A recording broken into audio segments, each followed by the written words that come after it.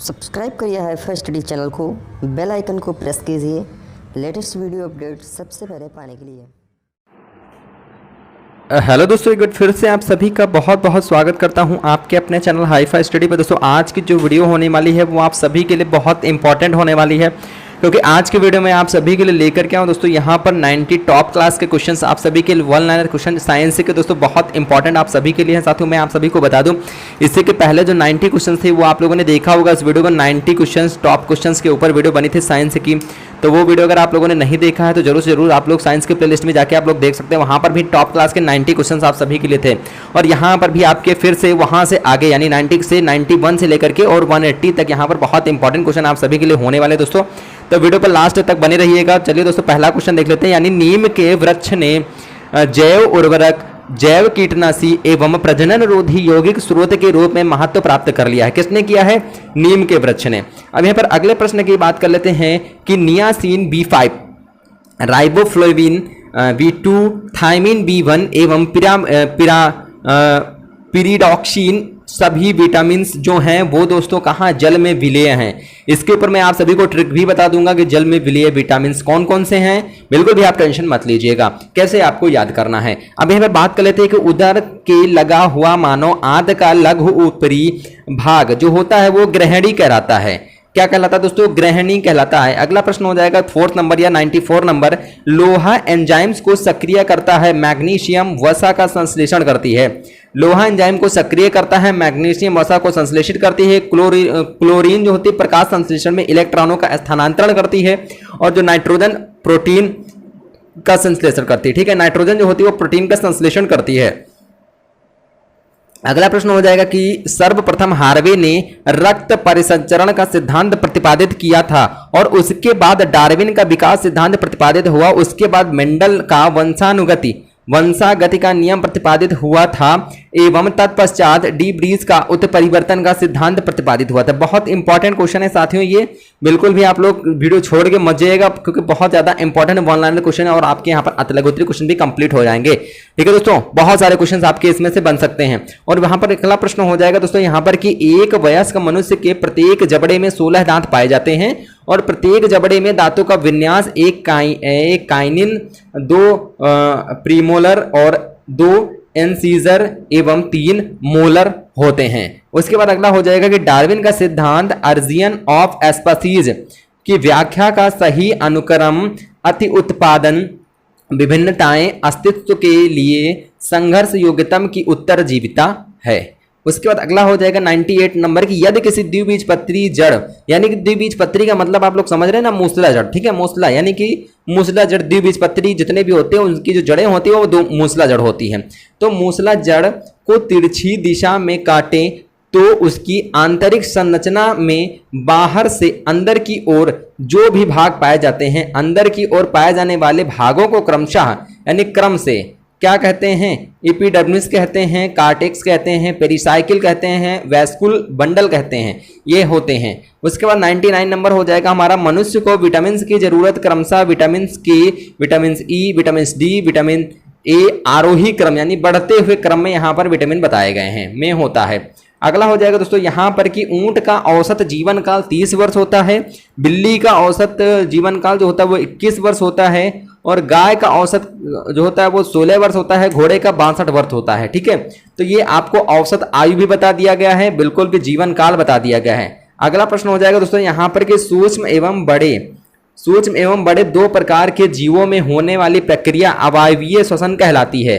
यानी कि केवल सूक्ष्म जीवों में होने वाली क्रिया किण्वन कहलाती है। यानी कि पहली हो जाएगी जीवों में और बड़े, यानी कि सूक्ष्म एवं बड़े दोनों प्रकार के जीवों में होने वाली प्रक्रिया अवायवीय श्वसन कहलाती है, लेकिन जो केवल सूक्ष्म जीवों में होने वाली प्रक्रिया है वो दोस्तों किण्वन कहलाती है। क्लियर? अगला हो जाएगा दोस्तों हमारा कि पत्तियों के निचली सतह स्थित रंध्रों द्वारा पौधों में संपन्न होने वाली क्रिया वातपोष सर्जन कहलाती है। क्या कहलाती है साथियों? वातपोष सर्जन कहलाती है। अभी तक जो भी साथी वीडियो को लाइक नहीं किए हैं, चैनल को सब्सक्राइब नहीं किया तो चैनल को सब्सक्राइब करके परिवार का हिस्सा जरूर बन जाए सभी साथी। साथ में जो भी साथी वीडियो को लाइक नहीं किए तो वीडियो को लाइक कर देंगे। उससे पहले मैं आप सभी को बता दूं दोस्तों, ये जो PDF है आपको ये टेलीग्राम पे प्रोवाइड हो जाएगी, आप सभी साथी इसको डाउनलोड भी कर सकते हो। सभी साथी सुन लेना भाई, PDF जो है वो आपको प्रोवाइड कर दी जाएगी, सभी साथी डाउनलोड कर लेंगे। क्लियर?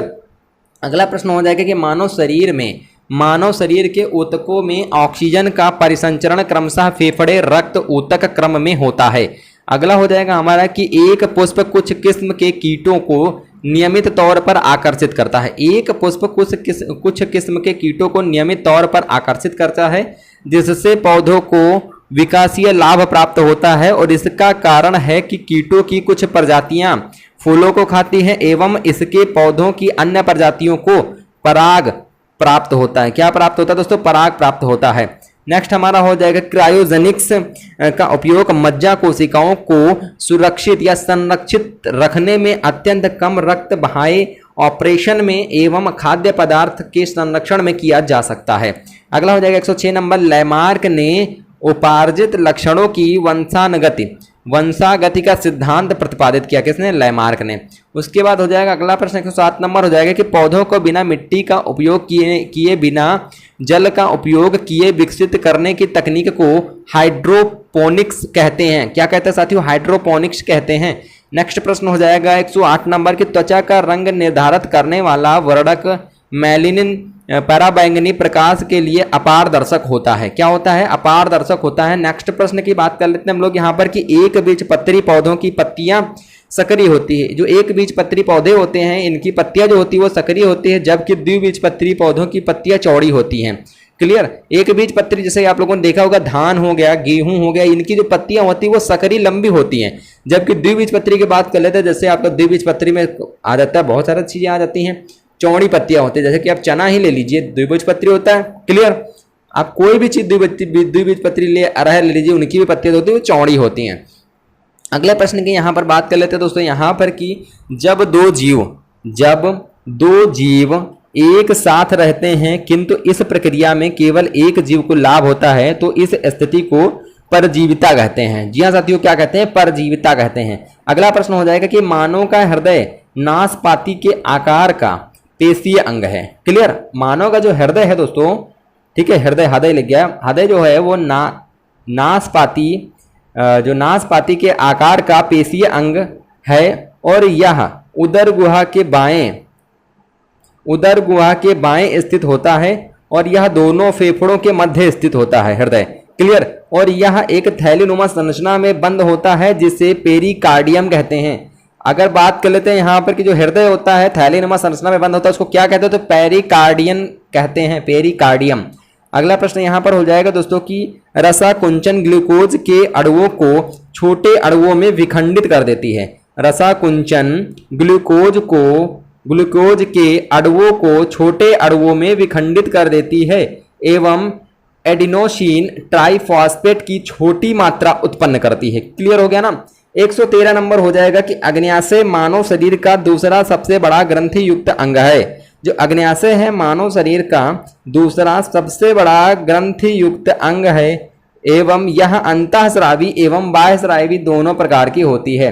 क्लियर? दोनों प्रकार की होती है। नेक्स्ट प्रश्न की बात कर लेते हैं हम लोग कि लाइसोसोम प्रोटीन संश्लेषण के स्थल हैं एवं इन्हें आत्मघाती थैली के नाम से भी जाना जाता है। आत्मघाती थैली के नाम से भी जाना जाता है। अगला प्रश्न यहाँ पर 115 नंबर हो जाएगा। जी हाँ साथियों, 115 नंबर जो है आपका बहुत इंपॉर्टेंट है। एमनियोसेंटेसिस गर्भाशय के अंदर बढ़ रहे बच्चे से रक्त का नमूना लेने की प्रक्रिया एवं इस गर्भधारण के 16वें सप्ताह में किया जाता है। इसे गर्भस्थ शिशु में किसी प्रकार की विकृति का पता चल जाता है। नेक्स्ट हम लोग बात कर लेते हैं, 116 नंबर दिया गया है कि अंडे में काफ़ी मात्रा में प्रोटीन पाया जाता है। प्रोटीन के साथ साथ अंडे में विटामिन B12, लोहा एवं फास्फोरस भी पाए जाते हैं। अगला दोस्तों 117 नंबर, ये भी आप सभी का बहुत इंपॉर्टेंट है। एरिथ्रोसाइट्स, फफूंद एवं वायरस कोशिका सिद्धांत भिन्न होते हैं। क्लियर? यानी ये फफूंद और वायरस जो होते हैं कोशिका सिद्धांत भिन्न होते हैं। अगला दोस्तों यहाँ पर प्रश्न हो जाएगा 118 नंबर की मेढक वयस्क होने पर ही फेफड़ों द्वारा सांस लेते हैं, जबकि सरीसृप जन्म से ही फेफड़ों द्वारा सांस लेते हैं। यानी मेढक जो होते हैं वयस्क होने पर ही फेफड़ों से सांस लेते हैं। आप लोगों ने छोटे छोटे बच्चों मेढक के छोटे छोटे बच्चों को देखा होगा, जो कि पानी के अंदर पूंछ होती है, उनकी पहले पूंछ होती है, ठीक है, तो पानी के अंदर वो चलते रहते हैं, ठीक है, पानी के अंदर। तो वो आप लोग सोचते हो कि सांस कहाँ लेते हैं, तो यानी कि वो तभी सांस लेते हैं जब वो वयस्क हो जाते हैं। अगला हो जाएगा कि फाइलेरिया कृमि निहरुआ, निहरुआ जैसे गिनी कृमि कहते हैं, अंकुश कृमि यानी हुकवर्म कहते हैं, एवं पिन कृमि आदि सभी सूत्र कृमि हैं। आदि सभी क्या है? सूत्र कृमि हैं। अगला प्रश्न हो जाएगा दोस्तों यहाँ पर कि मानव शरीर में थायराइड ग्रंथि की, मानव शरीर में थायराइड ग्रंथ की कुंस क्रिया के कारण मिक्सिडीमा होता है, मिक्सिडीमा होता है। अगला हो जाएगा हमारा कि यकृत शोथ, यकृत शोथ बी हेपेटाइटिस बी जिसे कहते हैं। जी हाँ साथियों, हेपेटाइटिस बी जो होता है वो ब्लड में होता है दोस्तों। क्या होता है कि अगर किसी बंदे को कोई चोट लगी है या कोई भी प्रॉब्लम है जिसका ऑपरेशन होना है, तो अगर उसको हेपेटाइटिस बी होता है तो डॉक्टर इतनी जल्दी उसका ऑपरेशन नहीं करते हैं। क्यों नहीं करते? क्योंकि अगर डॉक्टर के ब्लड में उस बंदे का ब्लड अगर टच हो जाता है तो डॉक्टर को भी हेपेटाइटिस बी हो जाएगा, जो कि बहुत ही घातक बीमारी होती है। और ये को हेपेटाइटिस बी के कारण क्या होता है? बहुत ही घातक बीमारी होती है। और इसमें सीधा का सीधा क्या होता है? लीवर डैमेज होता है, और लीवर का कैंसर और ब्लड का कैंसर, ये दो बीमारियां बनती हैं हेपेटाइटिस बी के कारण, जो यकृत को प्रभावित करता है। अभी मैंने आपको बताया ना, लीवर को, यकृत को प्रभावित करता है। वास्तव में एक विषाणु होता है और एक वायरस जिसे कहते हैं, ये भी होता है, एक हेपेटाइटिस बी होता है जो कि यकृत को प्रभावित करता है, साथ में ब्लड कैंसर का भी रूप ले लेती है कभी कभी, ठीक है। जिसमें अगर हेपेटाइटिस बी किसी को हो गया है तो निश्चित रूप से उसकी मृत्यु उसके समय से पहले निश्चित है। अगर जैसे कि मान लीजिए पता चल जाता है हेपेटाइटिस बी का, तो अगर जांच में निकल रहा हो, धीरे धीरे वो बढ़ रहा है, तो 6 महीने के अंदर निश्चित रूप से मृत्यु हो जाती है। अगर यहाँ पर अगले प्रश्न की बात कर लेते हैं कि वनस्पति जगत में सबसे बड़ा बीजांड, बीजांड सबसे बड़े नर व मादा युग्मक व सबसे बड़ा वृक्ष अनावृत बीजीय या बीजियों में पाया जाता है। क्लियर हो गया? वनस्पति जगत की बात यहाँ पर की गई है। अगला हो जाएगा सिथिलिस ट्रोपोनिमा पैलिडम द्वारा फैलता है। जो सिथिलिस होता है वो इसके द्वारा फैलता है। अगला नेक्स्ट हमारा प्रश्न हो जाएगा दोस्तों यहाँ पर 124 नंबर हो जाएगा कि किसी पौधे की शीर्षस्थ कलिका को काटने का परिणाम स्वरूप पार्श्व शाखाओं की वृद्धि होती है। क्लियर?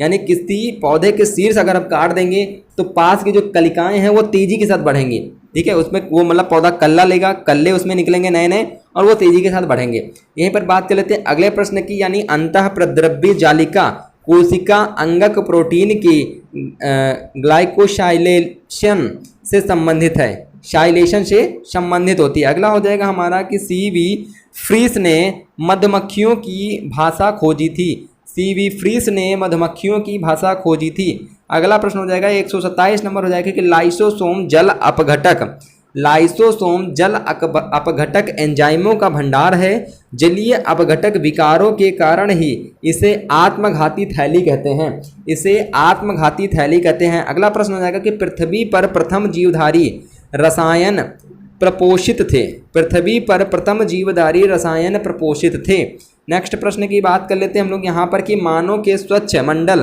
कार्निया में रक्त का संचरण नहीं होता है। मानव के स्वच्छ मंडल में कार्निया में रक्त का संचरण नहीं होता है। नेक्स्ट प्रश्न हो जाएगा जीवधारियों की विविधता का कारण उत्परिवर्तन है, उत्परिवर्तन है। अगला प्रश्न हो जाएगा दोस्तों यहाँ पर कि जीर्णता के लिए एब्सिसिक अम्ल हार्मोन्स उत्तरदायी होती हैं, हार्मोन्स जो होते हैं वो उत्तरदायी होते हैं। नेक्स्ट प्रश्न हो जाएगा कि फलों को गिरने से NAA रोकता है। क्लियर है? NAA रोकता है। अगला प्रश्न हो जाएगा हमारा कि LSD एक विभ्रमक ह्लूसिनोजिक होगा ना, ह्लूसिनोजिक जेनिक जो होता है ये होता है। और यहीं पर अगर हम बात कर लेते हैं 134 नंबर, यानी आमतौर पर बातचीत करने के दौरान ध्वनि की तीव्रता कितनी होती है? 40 से लेकर के 60 डेसिमल हो जाती है। अगला प्रश्न हो जाएगा कि पौधों की खेती के लिए मिट्टी के सबसे अनुकूल pH जो होता है वो 6.5 से लेकर के 7.5 pH होता है, ठीक है, पावर ऑफ हाइड्रोजन। अगला हो जाएगा हमारा 136 नंबर के मच्छरों के लार्वा को चुन चुन के खाने वाली मछली रोहू मछली होती है। जो मच्छरों के लार्वा होते हैं यानी मच्छरों के जो बच्चे होते हैं, जो अंडे होते हैं, उनको कह लीजिए लार्वा जो होते हैं उनको चुन चुन कर खाने वाली जो एक ही मछली होती है वो कौन सी होती है? रोहू मछली होती है। अगला हो जाएगा 137 नंबर के चंद्रमा पर जीवन न होने के कारण ऑक्सीजन की अनुपस्थिति है, ठीक है। किसकी अनुपस्थिति के कारण? ऑक्सीजन की अनुपस्थिति के कारण उस पर जीवन संभव नहीं है। अगला प्रश्न हो जाएगा दोस्तों कि अब तक खोजे गए जीवाश्मों के अनुसार मानव की उत्पत्ति और विकास का प्रारंभ अफ्रीका से हुआ है। क्लियर? अफ्रीका से हुआ है। नेक्स्ट प्रश्न की बात कर लेते हैं कि यदि स्तनधारियों के वृक्क नलिका में हेनले लूप होती है तो मूत्र अधिक पतला हो जाता है। क्लियर, यानी कि इनके जो स्तनधारी होते हैं, ठीक है, इनके वृक्क नलिका में हेनले लूप होती है तो मूत्र जो होता है वो अधिक पतला हो जाता है। नेक्स्ट प्रश्न की बात कर लेते हैं हम लोग कि लंबे उपवास के दौरान शरीर द्वारा कार्बन पदार्थ का उपयोग निम्न क्रम में होता है। पहले कार्बोहाइड्रेट, वसा, प्रोटीन होता है। क्लियर। अब अगले प्रश्न की बात कर लेते हैं यहाँ पर 141 नंबर, यानी किसी जाति की उत्पत्ति के लिए सबसे महत्वपूर्ण जननात्मक पृथक्करण होता है। क्या होता है? जननात्मक पृथक्करण होता है। अगला प्रश्न हो जाएगा यहाँ पर कि चावल की खेती में हरी घास की खाद की भांति इस्तेमाल होने वाली जलीय फर्न अजोला है। जलीय फर्न क्या है दोस्तों? अजोला है। यानी केले का खाने योग्य भाग मध्य फल भित्ति तथा अल्प विकसित अंतः फल भित्ति होता है। अगला प्रश्न हो जाएगा, यानी खजूर का खाने योग्य भाग जो होता है वो फल भित्ति होता है। अगर पूछ लिया जाता है खजूर का खाने योग्य भाग कौन सा है तो आपको ऑप्शन दे दिए जाएंगे, उसमें से आपका फल भित्ति हो जाएगा राइट आंसर। अगला हो जाएगा 145 नंबर की कृत्रिम पेस मेकर के रोपण का केंद्र, पेस मेकर के रोपण का केंद्र साइनोएट्रियल नोड होगा। ठीक है, साइनोएट्रियल नोड होगा। अगला प्रश्न हो जाएगा 146 नंबर हो जाएगा कि मानव प्रदूषित वायु में श्वसन करने पर कार्बन मोनोऑक्साइड की अत्यधिक मात्रा श्वास के साथ चली जाती है, जिससे रुधिर में कार्बोक्सी हीमोग्लोबिन की मात्रा जो होती है वो दोस्तों बढ़ जाती है। अगला प्रश्न हो जाएगा कि कुंजी शिला जाति एक ऐसी जाति है जो समुदाय के कुल जैव भार का सूक्ष्म भाग है और परंतु समुदाय के संगठन एवं उत्तरजीविता को अत्यधिक प्रभावित भी करती है। नेक्स्ट हो जाएगा हमारा कि यूरेकोटिलिज्म पक्षियों, सरीसृपों एवं कीटों में पाई जाती है। नेक्स्ट हो जाएगा हमारा कि आजकल जंतु कोशिका संवर्धन तकनीकी का सर्वाधिक उपयोग वैक्सीन निर्माण में होता है। अगला हो जाएगा कि मिथाइल आइसोसाइनेट, जो मिथाइल आइसोसाइनेट होता है वो जल से क्रिया कर विषैली गैस बनाता है। संसार की सबसे हल्की, गर्म और महंगी शहतूत का स्रोत चीरू है। ठीक है, संसार की सबसे हल्की, गर्म और महंगी शहतूश जो होता है का स्रोत चीरू होता है। उसके बाद बात कर लेते हैं यहाँ पर कि गुणसूत्रों पर जीनों का स्थान सुनिश्चित करने की प्रक्रिया आनुवंशिक नक्शा कहलाती है।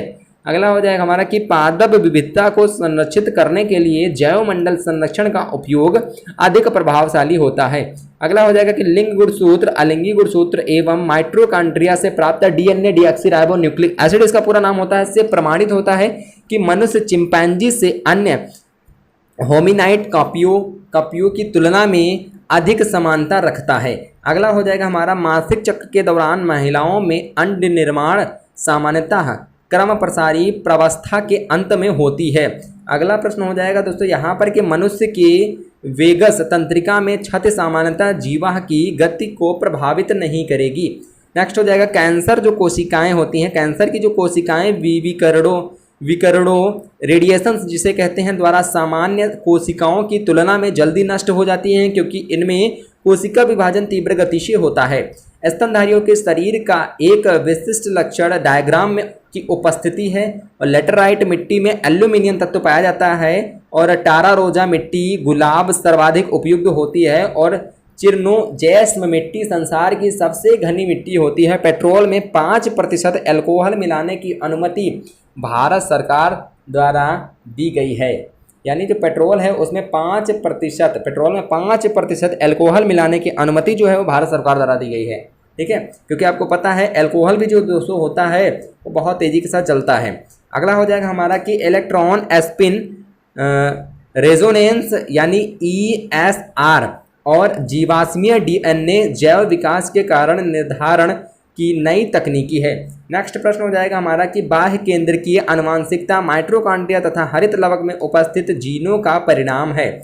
अगला प्रश्न हो जाएगा कि मेढक के लार्वा यानी टेडपोल में गिल्स में की उपस्थिति, टेडपोल लार्वा में गिल्स की उपस्थिति इंगित करती है कि मेढक गिल्स युक्त पूर्वजों से विकसित हुआ है। अगला प्रश्न हो जाएगा कि ओपेरिन के अनुसार ऑक्सीजन पृथ्वी के आधे वायुमंडल में उपस्थित नहीं होती है।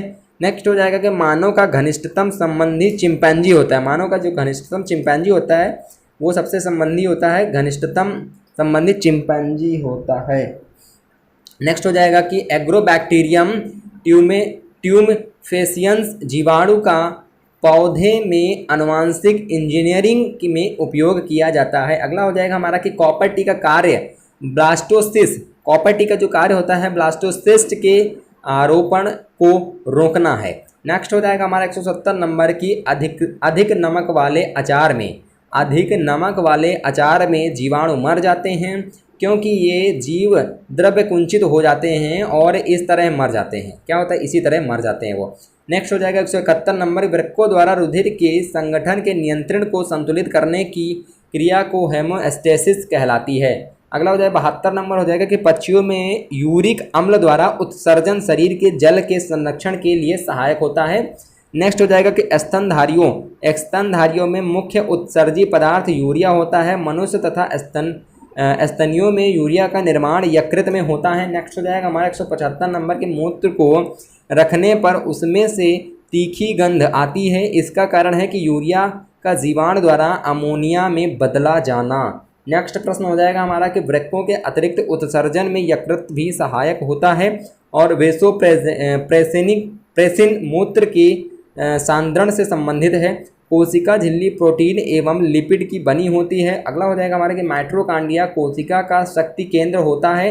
और 180 नंबर हो जाएगा कि मूलाग्र की एक कोशिका से 256 कोशिकाएं बनने में 8 बार समसूत्री विभाजन होता है। ये थे आप सभी को दोस्तों 90 जो कि बहुत इंपॉर्टेंट क्वेश्चन है आप सभी के लिए। तो आशा करते हैं वीडियो आपको पसंद आया होगा और अगर वीडियो पसंद आए तो वीडियो को लाइक कर दीजिएगा, दोस्तों के इसको ज़्यादा से ज़्यादा शेयर करिएगा। तब तक लेते हैं जय हिंद, जय भारत, वंदे मातरम। मिलते हैं फिर से नेक्स्ट वीडियो के साथ।